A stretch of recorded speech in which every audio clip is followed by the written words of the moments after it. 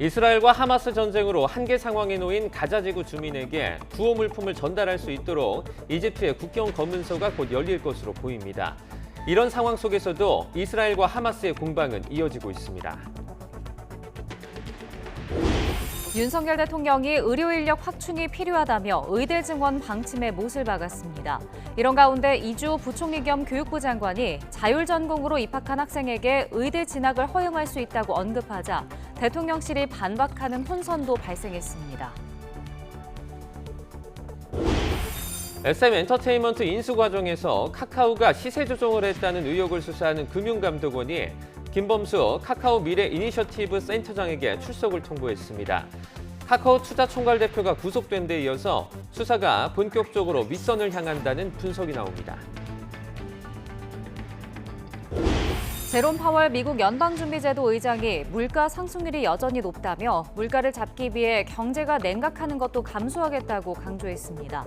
이스라엘과 하마스 전쟁에 대해선 세계 경제 활동에 중대한 위험을 초래한다며 상황을 점검하고 있다고 설명했습니다. 홈런퍼 3방을 몰아친 정규 시즌 4위 NC가 5위 두산을 꺾고 준플레이오프에 진출했습니다.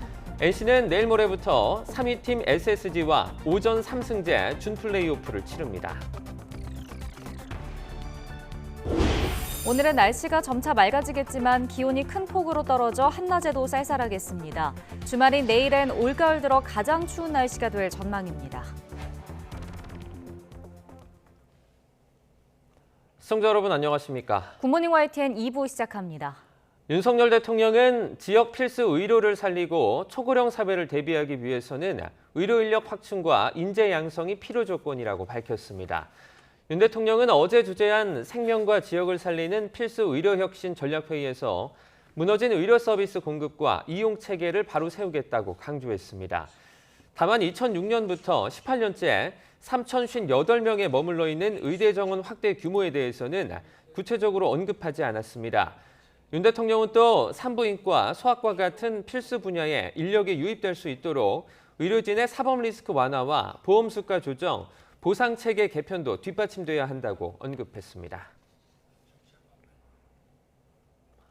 관심을 모았던 의대 정원 확대 규모는 이번 필수 의료 전략 회의에서 발표되지 않았지만 정부의 확대 의지는 재확인했습니다. 윤석열 대통령은 최근 의사협회의 강한 반발을 의식한 듯 의료계와 충분히 소통하겠다는 뜻을 강조했습니다. 조용성 기자가 보도합니다. 정부가 필수 의료 혁신 전략으로 강조한 것 가운데 하나는 역시 의료 인력 확보였습니다. 충분한 의료 인력 확보를 위해 의사수 확대와 함께 지역 필수 의료 분야로 인력이 유입될 수 있도록 하겠습니다. 그러나 가장 큰 관심사였던 의대 정원 확대 규모는 나오지 않았습니다. 다만 늘어난 의대생을 교육할 의대 교수진 확보 방안 등이 담기면서 의대 정원 확대 방침은 기정사실화했습니다. 확대 규모도 1,000명을 넘느냐의 문제이지 대폭 확대 방침에는 여전히 변함이 없는 것으로 전해졌습니다. 정부는 그러나 의사들의 강한 반발을 고려한 듯 속도를 조절하는 모습을 분명히 했습니다. 윤석열 대통령이 직접 의료계와 충분한 소통을 하겠다고 밝혔습니다. 국민을 위한 정책 효과가 제대로 이루어질 수 있도록 현장 의료인 전문가들과 우리 정부는 충분히 소통할 것입니다. 의사협회 반발이 여전히 걸림돌인 만큼 당분간 의정 협의가 이어질 것으로 보이지만 입시 일정 등을 고려할 때 늦어도 연말 전에는 의대 정원 확대 규모가 발표될 것으로 보입니다. YTN 조용성입니다. 정부가 의사수 확대와 관련해 비수도권 의대의 지역 인재 전형 선발을 확대하겠다고 밝혔습니다. 의대 증원 규모 발표에 앞서 의사 확충이 지역과 필수 의료를 위한 것임을 분명히 한 셈인데 여전히 의협의 반대가 관건입니다. 보도에 김연아 기자입니다. 현재 비수도권 대학들은 정원의 20에서 40%를 대학에서 지정한 지역의 고등학교를 입학해 졸업한 학생들로 선발합니다. 정부는 지방 의대를 대상으로 이 지역 인재 전형 선발 비율을 더 높이겠다고 밝혔습니다. 의대 정원 확대가 된다면 그 규모나 그 상황을 보면서 저희가 가급적이면은 지역 인재들이 새롭게 증원되는 그 정원에 있어서도 더 많이 이렇게 입학을 할 수 있도록. 실제로 지방 출신 의대생들은 졸업 후에도 지방에 남는 비율이 훨씬 높습니다. 대한의사협회가 지난해 조사한 자료를 보면 지방에서 나고 자란 의사는 절반 안팎이 지방에서 근무했지만 수도권 출신 의사는 14%만 비수도권 병원에서 일했습니다. 이 때문에 지금도 동아대와 부산대 등 일부 지방의대는 정원의 70-80%를 지역 학생들로 뽑고 있습니다. 그런데 정부가 지역 의료인 의무 선발을 확대하고 지역병원 수련회와 교수 정원 확대, 지방병원 의료 인프라 개선 등 지방의료인 양성 정책을 강력 추진하겠다고 밝히면서 의무 선발 비율과 별개로 아예 대학들이 자체적으로 지역 인재 선발 비율을 더 높일 가능성까지 열렸습니다. 정부는 일단 의대 정원 확대가 지역 의료 확충을 위한 것임을 분명히 한 셈인데 그보다 앞서 의사협회의 대규모 증원 반대를 넘어서는 것이 현실적인 과제로 다가오고 있습니다. YTN 김현아입니다. 이주호 사회부총리 겸 교육부 장관이 대학에 자율전공으로 입학한 학생들에게 의대 진학을 허용할 수 있다고 언급해 논란이 불거지자 대통령실이 진화에 나섰습니다. 전혀 검토되지 않았고 계획도 없다면서 교육부를 질책했다고 해명했습니다. 대통령실의 브리핑 직접 들어보겠습니다. 윤석열 정부에서 대학 입시는 학생과 학부모가 수긍할 수 있는 가장 공정한 방식으로 이루어질 것입니다. 교육부 장관이 언급한 자율전공 입학 후 일부 의대 진학 허용은 우리 정부에서 전혀 검토되지 않았고 그럴 계획조차 없습니다. 대통령은 불필요한 언급으로 혼란을 야기한 교육부를 질책했습니다. 윤석열 대통령이 내일부터 4박 6일 일정으로 사우디아라비아와 카타르를 우리나라 대통령으로는 처음으로 국빈 방문합니다. 김태우 국가안보실 1차장과 최상목 경제수석은 브리핑에서 윤 대통령이 현지 시각으로 오는 21일 사우디아라비아에 도착해 무함마드 빈 살만 왕세자 겸 총리와 회담과 오찬 등 국빈 일정을 소화한 뒤 다양한 경제 행사에 참석한다고 밝혔습니다. 카타르에서는 군주인 타민 빈 하마드 알사니와 정상회담을 하고 한 카타르 비즈니스 포럼을 통해 첨단 기술 등 신산업 협력을 논의합니다. 경제 외교에 주력하는 이번 순방에는 이재용 삼성전자 회장과 정의선 현대차 회장 등이 포함된 경제 사절단이 동행합니다.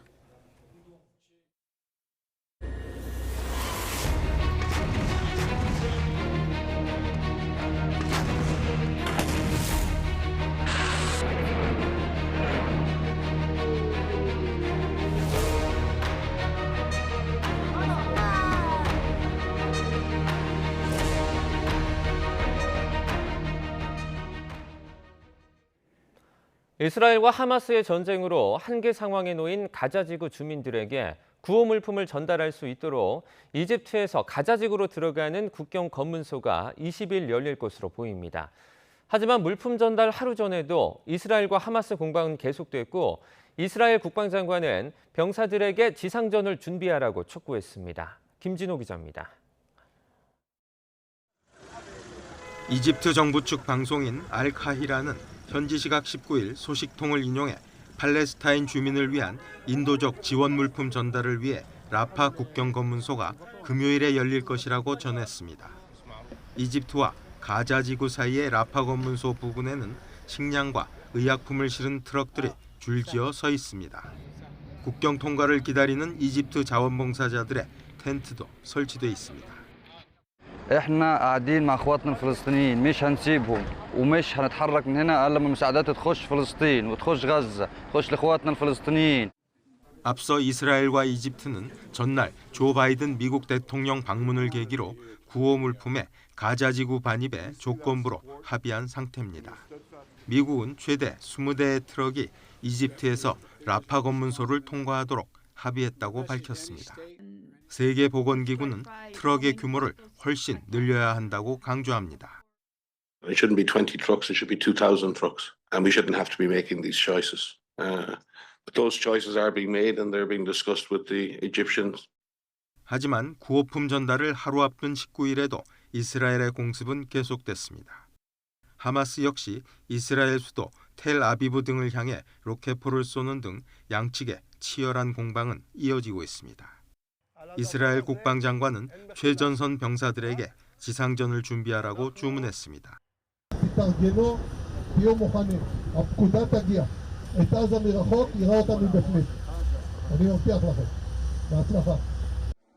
구호품 전달 조치로 가자 지구의 상황 호전을 기대하고는 있지만 이스라엘과 하마스의 공방이 계속되고 있어 가자 지구의 상황은 여전히 안개 속입니다. YTN 김진호입니다. 이스라엘과 하마스 충돌로 인한 민간인 희생이 매우 심각한 방향으로 흘러가고 있습니다. 특히 어린이 피해가 엄청난데 유엔은 가자 지구 사망자 4명 가운데 1명은 어린이라고 밝혔습니다. 류재복 기자입니다. 폭격으로 무너진 건물 잔해 사이로 아이의 모습이 보입니다. 콘크리트 더미에 반쯤 묻힌 채 겁에 질려 있습니다. 도구락은 2손뿐이지만 다행히 구해낼 수 있었습니다. 응급 차량이 도착할 때마다 환자들이 쏟아져 나옵니다. 갓난 아기부터 서너 살 꼬마까지 엄마를 찾는 울음소리가 안타까울 따름입니다. 40% of all the cases that I've seen have been children. A lot of them have been like this. They've lost one or two parents. 거주 지역에 폭격이 집중되면서 가족 전체가 피해를 보는 일이 적지 않습니다. 지난 18일까지 집계된 가자지구 사망자 3,400여 명 가운데 25%가 어린이인 것으로 집계됐습니다. 이스라엘과 하마스 무력 충돌로 죄 없는 어린이들이 대가를 치르고 있는 것입니다. ولا في انذار ولا في اي حاجه لانه دوله حقيره ارهابيه اسرائيليه وليس دوله اسلاميه دوله ارهابيه امريكيه. 유엔은 어린이를 포함한 민간인에게 긴급한 인도주의 지원이 필요하다고 밝혔습니다. 또 하마스에 납치된 어린이 인질을 즉각 석방할 것도 요구했습니다. YTN 유재복입니다. 북한을 방문 중인 세르게이 라브로프 러시아 외무부 장관이 김정은 국무위원장과 만나 1시간 이상 대화했다고 러시아 외무부가 현지 시간 19일 밝혔습니다. 외신에 따르면 김 위원장은 라브로프 장관에게 지난 9월 푸틴 대통령과 회담한 이후 양국의 진정한 우호 관계가 더욱 강해지고 있다며 분위기가 매우 좋고 양국 관계에 대한 국민의 관심도 크다고 말했습니다. 라브로프 장관은 푸틴 대통령은 합의한 모든 사항을 이행할 준비가 됐다는 확인을 전달하라고 요청했다며 관련 작업은 이미 시작됐다고 밝혔습니다. 국내 공군기지에 처음으로 착륙한 미국 전략폭격기의 B-52가 이례적으로 공개됐습니다. 고도화되는 북한의 핵미사일 위협에 대한 미국의 강력한 확장 억제 의지를 재확인하는 차원입니다. 임성재 기자입니다. 공군기지 활주로 위에 선 육중한 기체 한 대. 날개 밑으론 엔진 8개가 장착되어 있습니다. 한반도에 처음으로 착륙한 미군 전략폭격기 B-52입니다. B-2 스텔스 폭격기와 B-1B 전략폭격기 등과 함께 미군 전략폭격기 3종 세트 가운데 하나로 꼽힙니다. 길이 48m, 너비 56.4m, 무게 221톤에 최대 항속거리는 16,000km에 달합니다. 최대 강점은 3,000km 떨어진 거리에서도 적 지휘부 시설을 송고 타격할 수 있다는 점. 핵탄두 순항미사일 등 최대 31톤 무장을 싣는데 지하 100m 밑에 있는 벙커를 단숨에 파괴할 수 있는 벙커 버스터 탄도 장착할 수 있습니다. It is our goal to constantly be in securing the area and the entire Indo-Pacific region and through our partnerships with the Republic of Korea.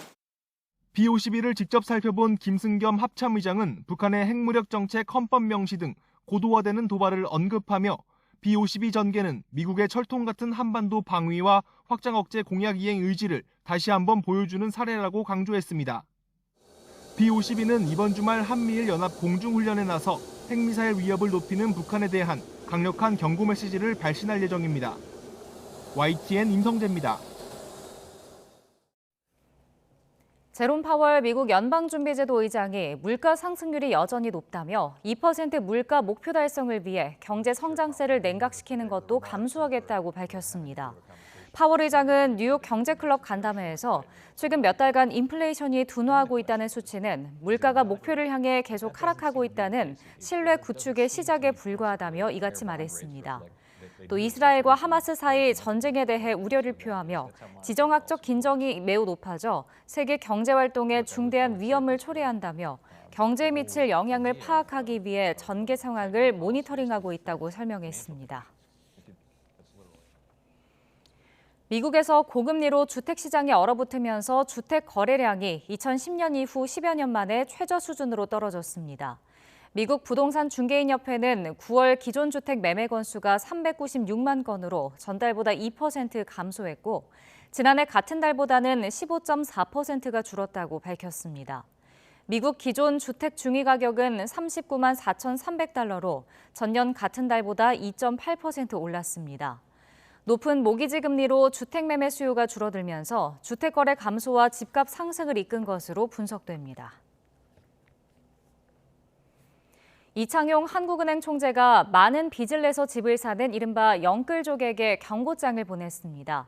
연 1%대 금리 시대가 금방 오기 어려우니 무리해서 집을 사지 말라는 겁니다. 직접 들어보겠습니다. 하는 총재로서 부동산 가격이 어떻게 될 거라든지 이런 얘기 하기 어렵습니다. 가격이기 때문에. 다만 제가 말씀드리는 것은 집값이 올라갈 거라고 예상하더라도 자기 돈으로 투자하는 것이 아니고 레버리지를 해서 하신 분들이 많은데 그분들 생각이 혹시 금리가 다시 1%대로 막 예전처럼 기준금리가 떨어져서 이게 비용 분담이 금방 적을 거다. 그런 생각을 해서 하신다면 그 점에 대해서는 제가 경고를 드리겠습니다. 지금 저희들이 이렇게 여러 가지 경제 상황을 볼 때 이 금리가 좀 미국도 지금 하이퍼 롱을 얘기하고 있지만 금리가 금방 조정돼서 금융 부담이 집을 이렇게 부담 들여 샀을 때 금융 부담이 금방 그렇게 떨어질 것 같다는 생각은 저는 안 듭니다. 여야가 문재인 정부 시절 한국부동산원이 주간 집값 통계를 조작했다는 의혹을 두고 거친 공방을 벌였습니다. 여당은 정책 실패를 숨기기 위해 국민을 속였다며 질타했고 야당은 전 정권을 상대로 한 표적 감사나 다름없다고 맞섰습니다. 보도에 윤혜리 기자입니다. 한국부동산원을 대상으로 열린 국토교통위원회 국정감사. 여야는 첫 질의부터 부동산 통계 조작 의혹을 두고 거세게 맞붙었습니다.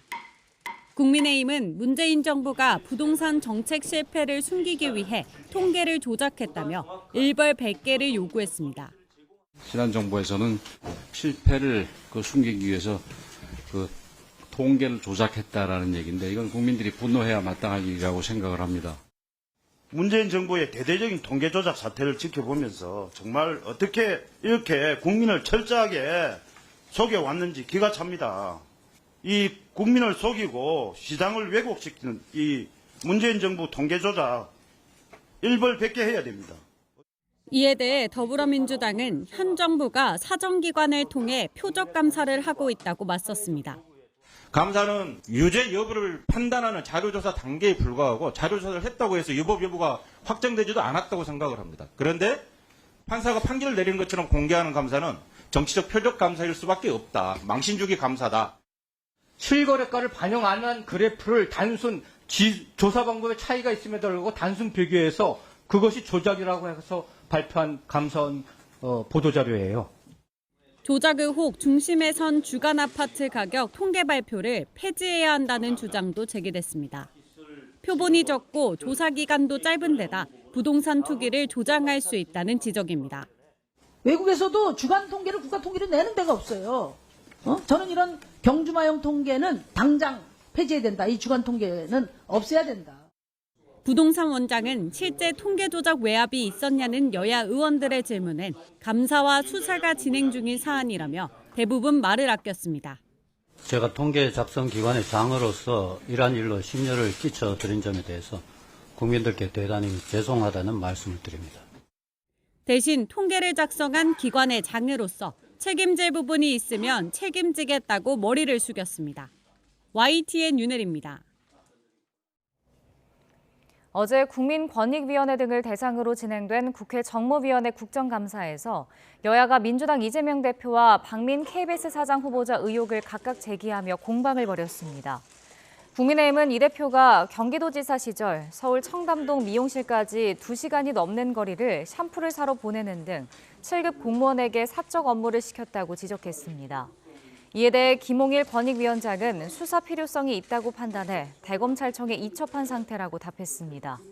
민주당은 박민 KBS 사장 후보자가 문화일보 재직 시절 아웃소싱 회사 고문직을 맡아 3개월에 1,500만 원을 받았다며 청탁금지법 위반 여부에 대한 신속한 조사를 촉구했습니다. 이와 관련해 김 권익위원장은 신고를 받았으니 앞으로 법과 원칙대로 처리하겠다고 답변했습니다. SM엔터테인먼트 인수 과정에서 카카오가 시세 조종을 했다는 의혹을 수사하는 금융감독원이 김범수 카카오 미래 이니셔티브 센터장에게 출석을 통보했습니다. 앞서 카카오 투자총괄 대표가 구속된 데 이어 수사가 본격적으로 윗선을 향하는 모습입니다. 보도에 강희경 기자입니다. 금감원 자본시장 특별사법경찰이 카카오 창업주인 김범수 미래 이니셔티브 센터장에게 오는 23일 오전 출석을 통보했습니다. SM엔터테인먼트 경영권 분쟁 과정에서 불거진 주가 조작 의혹을 확인하기 위해서입니다. 금감원은 카카오 측이 지난 2월 SM 경영권 인수 전의 상대방인 하이브의 공개 매수를 방해하기 위해 시세를 조종했다고 의심하고 있습니다. 2,400억 원가량을 투입해 SM 주가를 하이브의 공개 매수 가격 이상으로 끌어올렸다는 겁니다. 이 과정에서 지분이 5%를 넘었을 때 금융당국에 해야 하는 주식 대량 보유 보고도 하지 않았습니다. 앞서 자본시장법 위반 혐의로 구속영장이 신청된 3명 가운데 배재현 카카오 투자총괄 대표는 이미 구속됐습니다. 주식 대량 보유 보고하지 않은 이유 있을까요? 김범수 창업자도 알고 있었나요? 시세 조종 의혹은 하이브가 SM엔터테인먼트에 대한 비정상적 매입 행위가 발생했다고 주장하면서 불거졌습니다. 금감원은 조사에 착수한 뒤 수사를 진행해왔고 지난 8월에는 김범수 센터장 사무실을 압수수색하기도 했습니다. 생각보다는 수사가 신속하게 진행되고 있으며 어느 정도 실체 규명에 대한 자신감은 저희가 갖고 있어서 금감원은 김 센터장을 상대로 시세 조종 의혹과 관련해 지시가 있었거나 보고받은 사실이 있는지 확인할 전망입니다. 이번 출석 통보에 따라 금감원 수사가 김 센터장을 비롯한 카카오 최고 경영진으로까지 확대될 수 있다는 전망도 나옵니다. YTN 강희경입니다. 최근 소방청이 내부조회 행위를 이른바 을질로 표현하고 이를 처벌할 수 있는 징계 조항을 만들어 논란이 되고 있습니다. 소방노조는 하위직 공무원을 을로 규정하고 목소리를 내지 못하게 막으려는 조치라며 강하게 반발하고 있습니다. 윤성훈 기자의 보도입니다. 소방노조는 지난달 업무 추진비를 사적으로 쓴 소방서장에게 중징계 가운데 가장 가벼운 정직 처분이 내려졌다고 규탄하며 집회를 열었습니다. 우리는 피해행위나 범죄 행위가 묵인되어 권력이 되지 않도록 철저히 감시하고 그러나 앞으로 소방 내부에 대해 비판적인 목소리를 냈다간 징계를 받을 수도 있다고 노조는 우려합니다. 소방청이 을질이라고 표현한 내부 결속 저해 행위에 대한 징계 조항을 새롭게 만들었기 때문입니다. 지난 12일부터 시행되고 있는 소방 공무원 징계 양정 등에 관한 규칙 개정안을 보면 내부 결속 저해 행위 사유에 해당하는 하극상과 모략 행위, 위계, 내부 질서 문란 등에 대해 최대 파면, 해임에 해당하는 중징계 처분까지 내릴 수 있습니다. 노조는 하위 공무원을 상대로 을질이란 표현을 넣은 건 노조 목소리를 내부 결속 저해라는 사유로 옥죄를 한다는 의도라고 반발합니다. 이미 저희는 이 상명하복으로 하고 있는데 거기에 징계 양정에 이런 을질이라는 단어를 넣어서 이런 상황이 생겼을 때 징계를 하겠다는 거는 앞으로 저희가 목소리를 낼 수 없는 그런 상황이 되어버린 겁니다. 소방청은 대규모 재난 업무를 수행할 때 지휘체계 확립이 필요한 만큼 내부 결속 저해에 대한 경각심을 높이기 위해 징계 조항을 신설했다고 설명했습니다.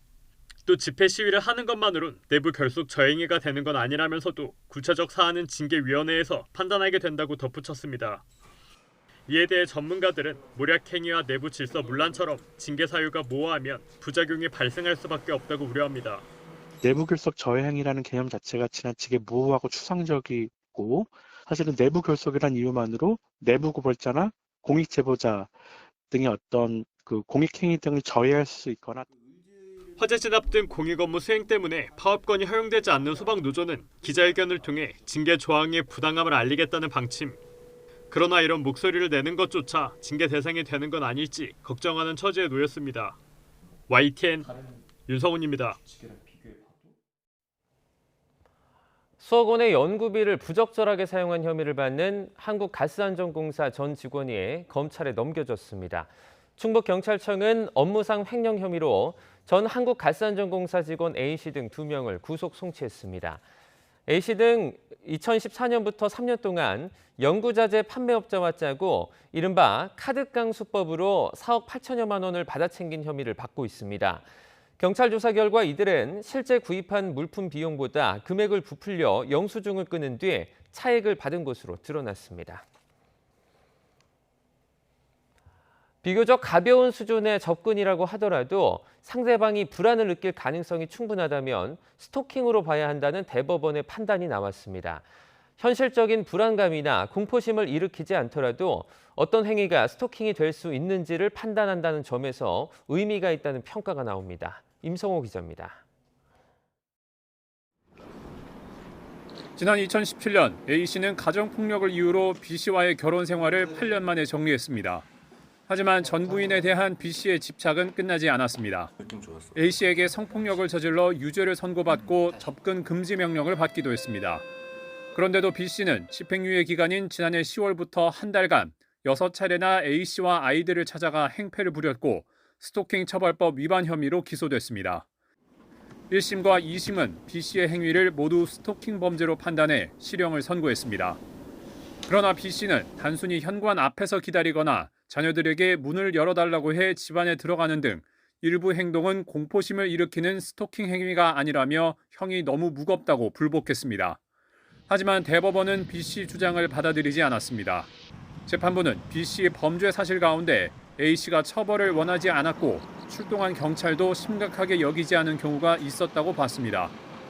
그럼에도 불구하고 이런 행위가 반복적으로 누적돼 상대방이 불안이나 공포를 느끼기에 충분하다면 경미한 수준의 행위라도 스토킹 범죄로 판단해야 한다고 못 박았습니다.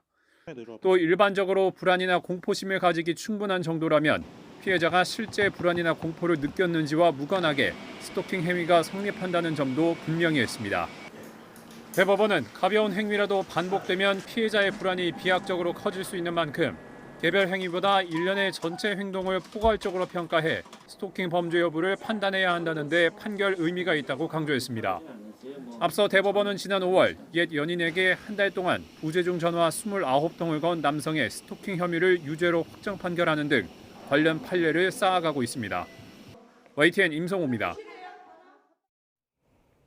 정규 시즌 4위 팀 NC가 포스트 시즌 첫 경기인 와일드카드 결정 1차전에서 5위 두산의 역전승을 거두고 준 플레이오프에 진출했습니다. NC는 서우철의 역전 말로 홈런과 김영준의 멀티 홈런을 앞세워 두산을 14대9로 눌렀습니다. 2015년 도입된 와일드카드 결정전은 이로써 단 한 번의 예외 없이 9년 연속 4위 팀이 5위 팀을 꺾고 준 플레이오프에 올랐습니다. 말로 홈런 포함 6타점을 올린 NC 서우철은 와일드카드 결정전 최우수 선수에 뽑혔습니다. NC는 22일부터 정규 시즌 3위 팀 SSG와 오전 3승제 준 플레이오프를 치릅니다.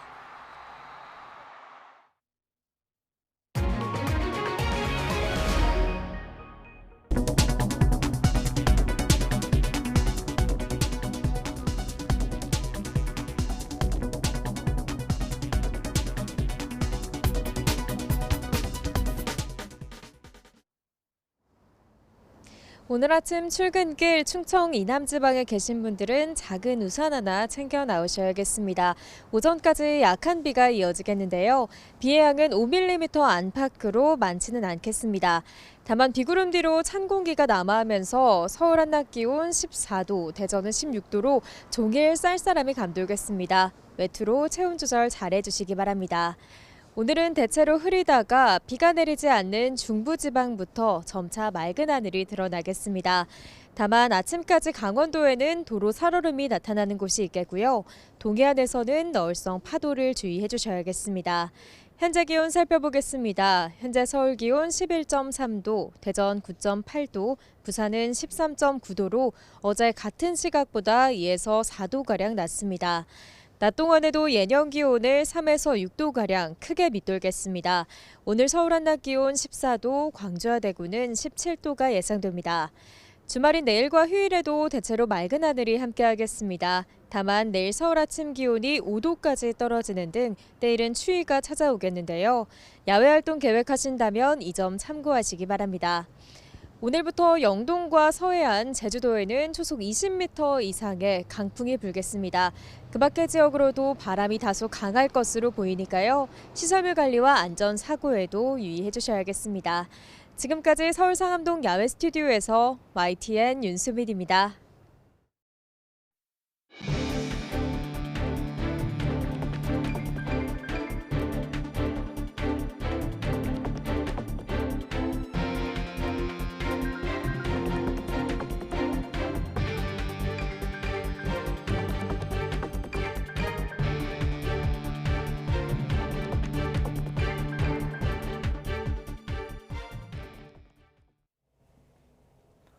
윤석열 대통령이 필수 의료혁신 전략회의를 주재한 자리에서 의료 인력을 늘리고 인재를 양성하는 것이 필수라고 강조했습니다. 다만 직접 의대 정원 확대 문제를 언급하진 않으면서 현장 의료인들과 충분히 소통하겠다고 말했습니다. 직접 들어보겠습니다.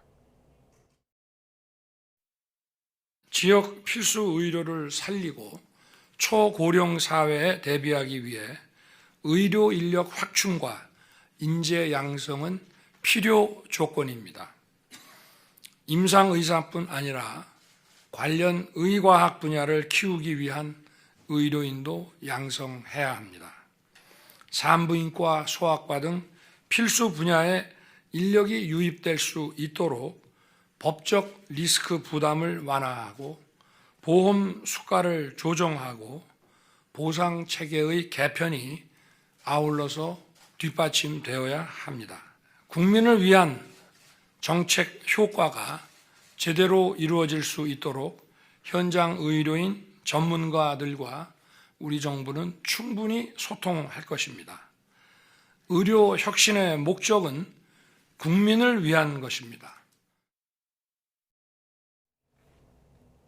국민의힘 윤재욱 원내대표는 의대 정원 증원과 관련해 국민의 건강권이 걸린 중차대한 문제라며 이번만큼은 파업과 시위 없이 대화와 타협을 통해 문제를 해결하는 선례를 만들자고 촉구했습니다.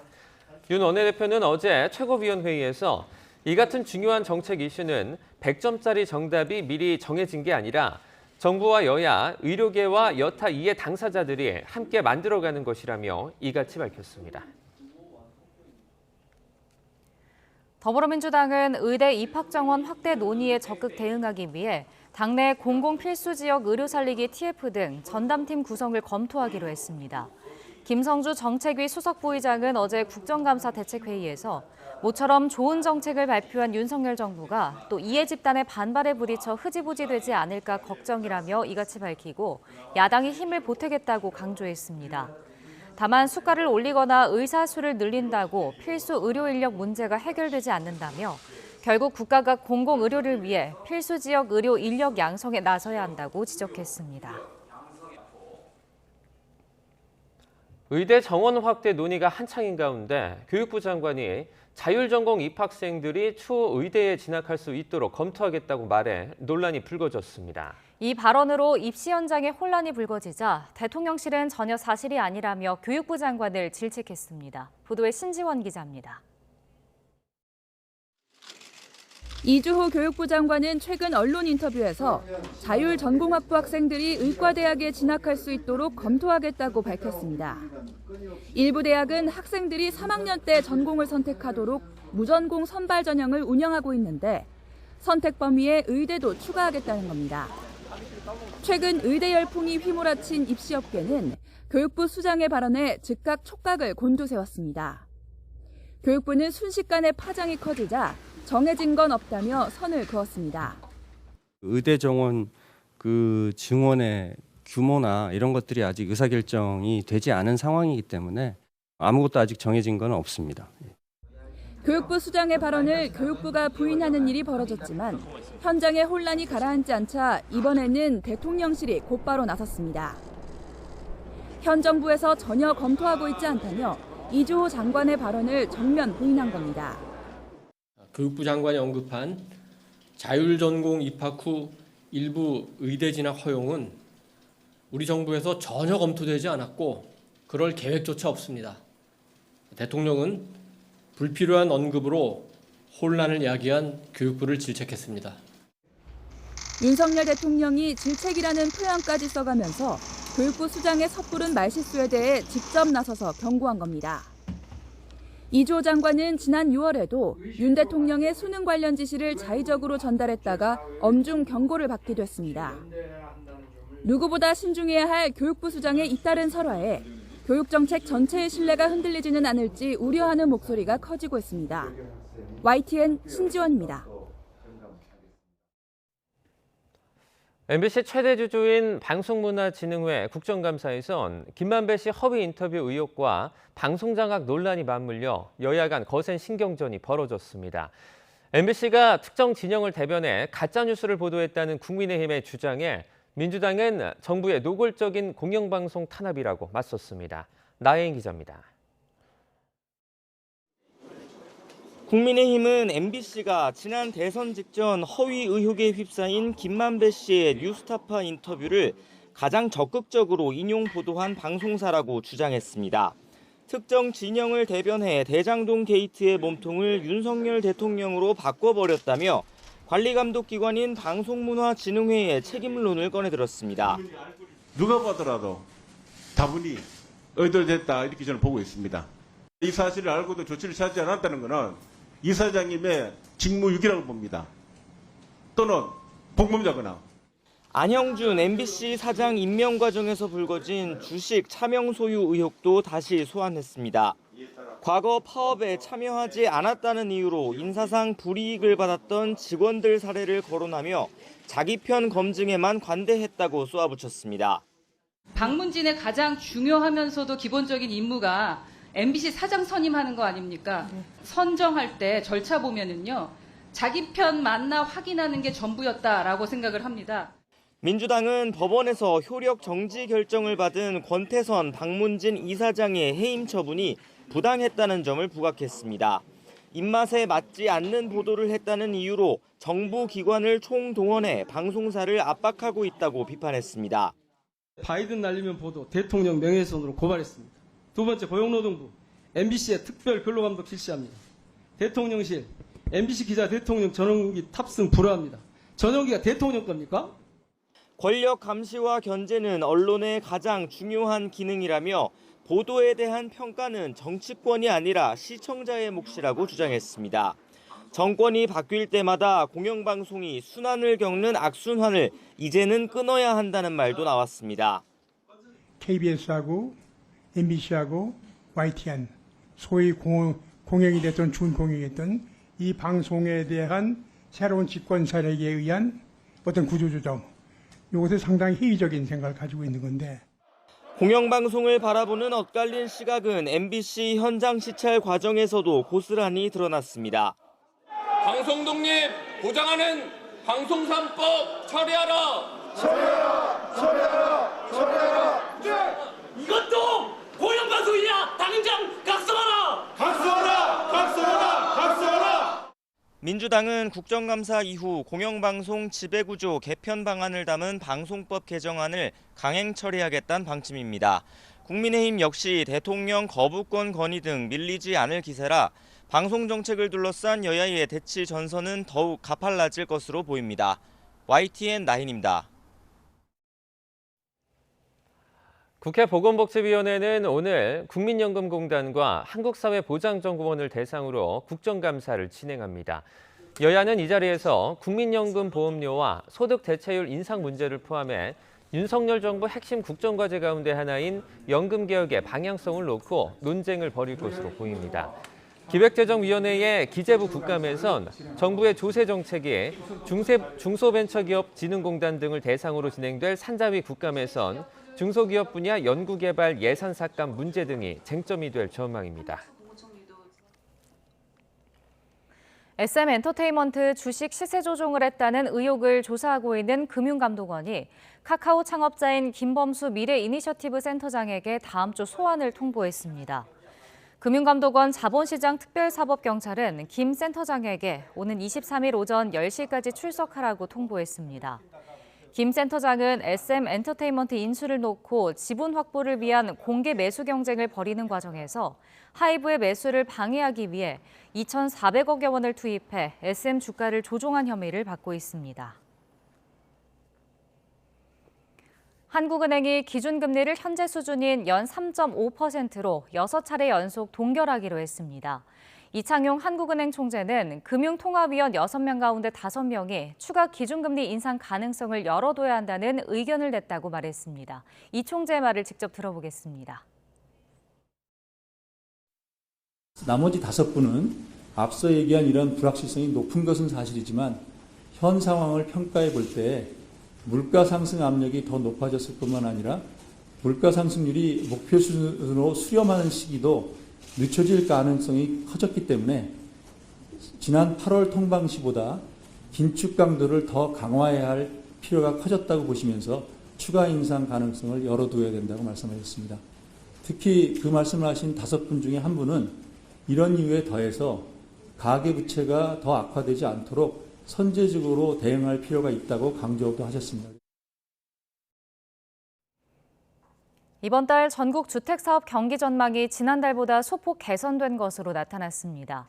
주택산업연구원 자료를 보면 이번 달 전국 주택사업 경기 전망지수가 지난달보다 1.1포인트 상승한 87.7로 집계됐습니다. 서울은 112.7에서 115로 소폭 상승했고 경기와 인천도 102.9와 96.5로 올랐지만 경기는 102.3에서 97.2로 하락했습니다. 비수도권은 지난달 83.3에서 84.5로 소폭 올랐고 대구와 세종은 상승했지만 광주와 대전은 하락했습니다. 그동안 중소업자 위주로 꾸려졌던 중고차 사업에 규모가 큰 기업들이 참여를 공식화하면서 시장 재편이 이뤄지고 있습니다.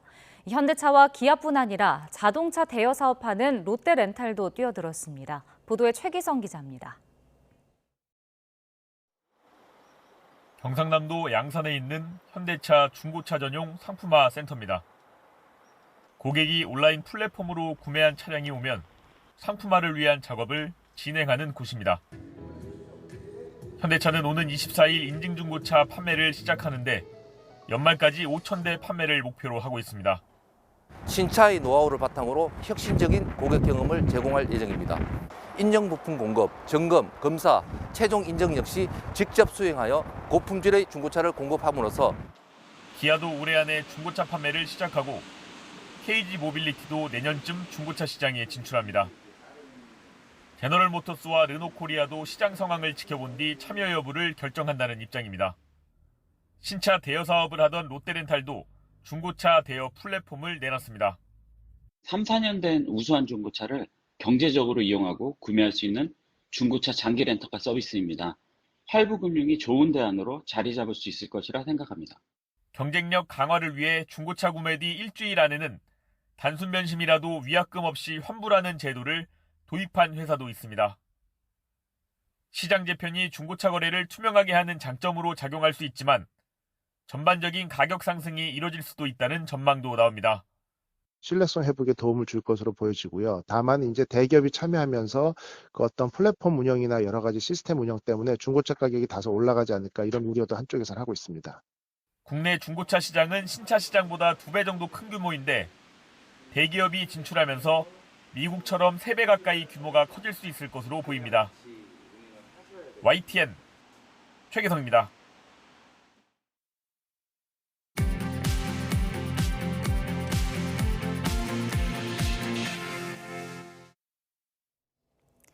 이 시각 세계는입니다. 시진핑 중국 국가주석이 중동 위기에 대해 처음으로 입을 열었습니다. 팔레스타인 문제 해결을 위해 아랍과 협력을 강화하겠다며 러브콜을 보냈습니다. 겉으로 중립을 표방하던 중국 입장에 미묘한 변화가 읽힙니다. 베이징 강정규 특파원입니다.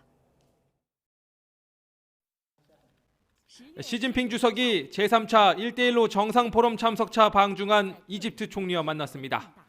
이 자리에서 이스라엘과 하마스 무력 충돌 사태에 대해 처음으로 입을 열었습니다. 전쟁이 확대되거나 통제 불능이 되지 않도록 휴전을 서둘러야 한다는 원론적 입장이었습니다. 반복되는 충돌의 해법으론 팔레스타인 독립과 공존이라는 두 국가 방안을 재차 제시했습니다. 또 인도주의 통로 개방을 위한 이집트의 노력을 추켜 세우면서 아랍권과 협력해 팔레스타인 문제 해결을 추진할 의향이 있다고 러브콜을 보냈습니다. 愿同埃及和阿拉伯国家加强协调，推动早日全面、公正、持久解决巴勒斯坦问题。 유엔 안보리에서 가자 지구 민간인 보호 결의안이 미국의 거부권 행사로 부결되자 The United States is disappointed this resolution made no mention of Israel's rights of self-defense. 아랍권에 무게추를 얻는 중국의 행보는 더욱 분명해졌습니다. 这让我们期待安理会能够顺利通过决议，但最终的表决结果让人难以置信。 중국 관영지는 이스라엘에 치우친 바이든 대통령의 중동 방문은 실패로 끝날 것이라고 비꼬았습니다. 진영 대결 양상으로 번지는 중동 외교전. 1대1로 10주년 행사를 마친 중국도 곧 특사를 보내 평화 중재 경쟁에 본격적으로 뛰어듭니다. 베이징에서 YTN 강정규입니다. 요아브 갈란트 이스라엘 국방부 장관이 현지 시각 19일 가자지구 접경 지역에 집결된 지상군에게 진입을 위한 대비 태세를 유지하라고 말했다고 AFP 통신이 보도했습니다. 그러면서 지금 가자지구를 멀리서 보는 사람은 누구든 안에서 보게 될 것이라며 내가 약속한다고 덧붙였습니다. 이스라엘과 하마스의 전쟁으로 한계 상황에 놓인 가자지구 주민들에게 구호물품을 전달할 수 있도록 이집트에서 가자지구로 들어가는 국경 검문소가 열릴 것이라고 AFP 통신이 보도했습니다. 가자지구 남부와 이집트를 잇는 사실상 유일한 통로인 라파 검문소 앞에는 이미 세계 각국과 국제단체에서 답지한 트럭 150여 대 분량의 구호물자가 대기하고 있습니다. 하마스와 이스라엘의 무력 충돌로 민간인, 특히 어린이 피해가 큰 것으로 나타났습니다. 유엔 인도주의 업무조정국은 지난 18일까지 집계된 가자지구 사망자 3,478명 가운데 4분의 1인 853명이 어린이였다고 밝혔습니다. 니자트 엠지드 유엔 아동폭력특별대표는 어린이 사망자의 규모를 걱정한다며 어린이 보호를 최우선으로 삼아야 한다고 말했습니다. 이스라엘과 하마스 간 전쟁이 2주째 이어지면서 미국 정부가 해외에 체제하는 자국민들에게 신변 안전주의보를 발령했습니다.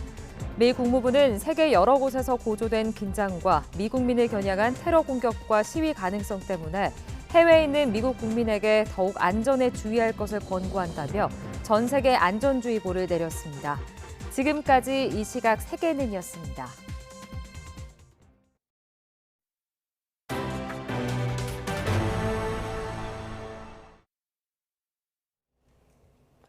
임신 중 태교부터 재난 현장의 트라우마 치료까지 이제는 우리 숲에서 가능해집니다. 지난 50년간 울창하게 가꾼 숲의 혜택을 국민에게 돌려준다는 내용의 새로운 산림복지 서비스를 취재했습니다. 김진도 기자입니다.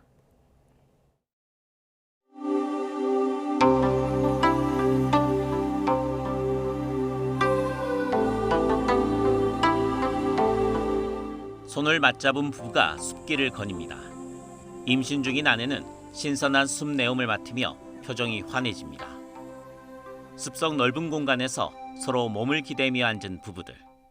지금 엄마, 아빠, 아기가 한 곳에서 한 자세로 이 숲에서 편안하게 계시는데요. 숲속 태교 속에 태어난 아이는 숲 체험을 통해 생명의 신비를 배웁니다. 곤충과 꽃을 관찰하고 버섯을 구별해 직접 캐보면서 호기심을 충족시킵니다. 닭벼슬 처럼 생긴 꽃이 나가지고 그런 이름이 났다고 하는데 처음 보는 꽃이라서 신기했어요. 질병에 걸린 어른들에게는 치유의 숲이 희망이 돼줍니다. 숲의 깨끗한 공기와 스트레스를 풀도록 돕는 프로그램이 인체의 치유 능력을 키워줍니다. 재난이나 안전 현장에서 얻은 트라우마를 해소하는 데도 큰 도움이 됩니다. 사람이 태어나서 죽기까지 생애 주기별로 살림이 주는 복지 혜택을 국민이 받을 수 있도록 한다는 겁니다. 이를 위해 추위의 숲과 휴양림, 도시숲과 정원, 유아숲 체험원과 산림교육센터도 크게 확대합니다. 지난 50년이 불모지에 나무를 심고 녹색 숲으로 키운 시기였다면 앞으로의 100년은 이 숲에서 국민들이 건강과 행복을 찾을 수 있는 산림 르네상스 시대를 열어나가겠습니다. 2022년 기준 산림복지 서비스 이용 인구는 연간 2,300만 명. 산림청은 2027년에는 이보다 72% 증가한 연간 3,200만 명. 그러니까 총 인구의 62%가 산림의 혜택을 누릴 수 있도록 한다는 계획입니다. YTN 김인우입니다. 금요일 아침 남부 곳곳에 약하게 비가 내리고 있습니다.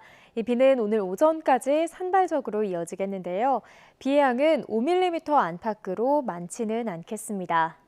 오늘은 중부지방부터 점차 맑은 하늘이 드러나겠습니다. 다만 영동과 서해안, 제주도에는 초속 20m 이상의 매우 강한 바람이 불겠고 또 동해안 지역에서는 너울성 파도가 높게 일겠습니다. 시설물 관리와 해안가 안전사고에 유의해 주시기 바랍니다. 또 비구름 뒤로 찬 공기가 남하하면서 종일 쌀쌀함이 감돌겠습니다. 우선 현재 기온 살펴보면 서울 11.3도, 대전 9.8도, 부산은 13.9도를 나타내고 있습니다. 낮 동안에도 예년 기온을 3에서 6도가량 크게 밑돌겠습니다. 오늘 서울 한낮 기온 14도, 청주 16도, 광주와 대구는 17도가 예상됩니다. 주말인 내일과 휴일 대체로 맑은 하늘이 함께하겠지만 때일은 추위가 기승을 부릴 전망입니다. 지금까지 날씨 정보였습니다. 굿모닝 YTN 2부 마칩니다. 잠시 후 6시 50분 3부에서 뵙겠습니다.